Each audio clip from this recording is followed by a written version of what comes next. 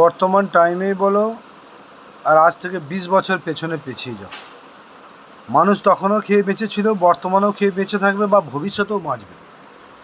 তো ফির পাবলিককে এত লোভ দেখিয়ে রাজনীতির দল করার কি দরকার ছিল?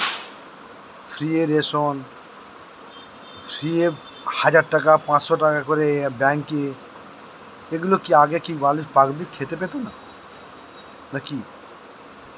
না এখন কি চাইছে বর্তমান যুগে মানুষকে পুরো পাগলাচোদা করে রাখতে।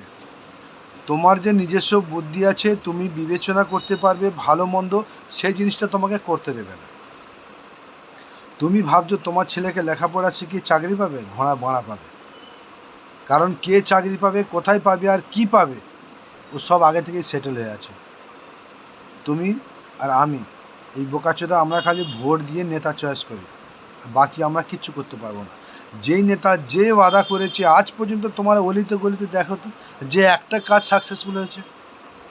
বেশি দূরে যেতে হবে না, তুমি তোমার সামনে গলিতে, ঘর থেকে বেরিয়েই তোমার গলিটা দেখো, তোমার নালিটা পরিষ্কার হয়েছে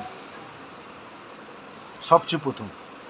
কিন্তু ভোটের সময় এলে এই সব মাতারা, মানে নেতারা এমনভাবে বলবে পারে তো ওই দিনেই তোমার নালি পরিষ্কার করে তোমাকে নিয়ে চলে যায়, আর ভোটের পরে ওদের আর দেখতে পাবে না। এসব পলিটিক্স, বিজনেস। অ্যাকচুয়ালি নেতারা আসে বিজনেস, পয়সা কামাতে, এখানে কেউ কাজ করতে আসে না। যদি দেশে কাজ করতে আসতো না, যে টাকা ব্যানার লাগাতে খরচা করে, আর ওই টাকা হলে দেখবে এক একটা এলাকা উন্নত হয়ে যাবে। বুঝতে পারছো আমি কি বলতে চাইছি?